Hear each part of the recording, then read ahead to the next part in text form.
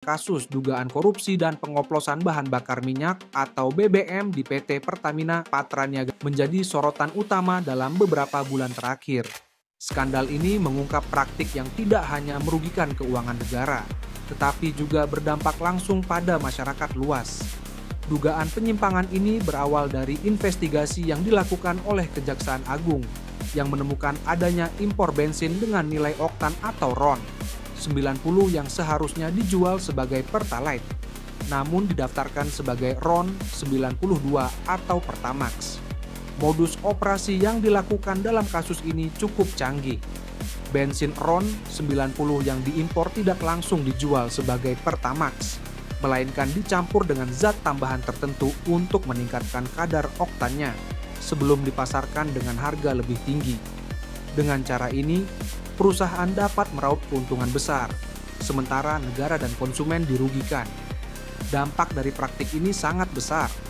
Berdasarkan data yang dihimpun, kerugian negara akibat pengoplosan ini mencapai ratusan triliun rupiah.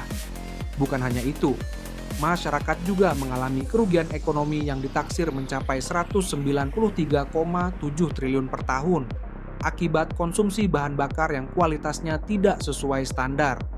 Selain itu, perekonomian negara juga terkena imbasnya, dengan potensi kerugian hampir menyentuh angka 1 kuadriliun dalam rentan waktu 2018 sampai 2025. Keterlibatan berbagai pihak dalam skandal ini semakin memperumit kasus.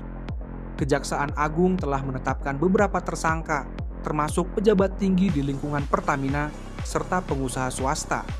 Bahkan, mantan Direktur Utama PT Pertamina, Karen Agustiawan, telah menjalani pemeriksaan intensif selama berjam-jam terkait dengan skandal ini.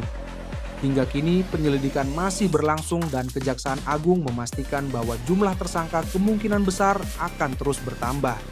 Selain itu, beberapa aset milik tersangka telah disita untuk kepentingan penyelidikan lebih lanjut. Namun, di tengah berbagai tuduhan yang berkembang, PT Pertamina Patraniaga membantah adanya praktik pengoplosan BBM. Mereka menyatakan bahwa semua produk BBM yang dipasarkan telah melalui proses pengawasan yang ketat dan hanya mengalami penambahan zat aditif untuk meningkatkan performa bahan bakar, bukan untuk mengubah kualitas atau mencampur jenis bahan bakar yang berbeda. Meski demikian, banyak pihak masih mempertanyakan keakuratan pernyataan tersebut, mengingat fakta-fakta yang telah diungkap dalam penyelidikan. Kasus ini mencerminkan tantangan besar dalam tata kelola dan transparansi di sektor energi Indonesia. Praktik korupsi yang melibatkan industri migas bukanlah hal baru, namun dampak dari kasus ini sangat luas. Kepercayaan publik terhadap perusahaan negara seperti Pertamina semakin menurun, dan banyak pihak mendesak agar sistem pengawasan terhadap distribusi dan pengolahan BBM diperketat.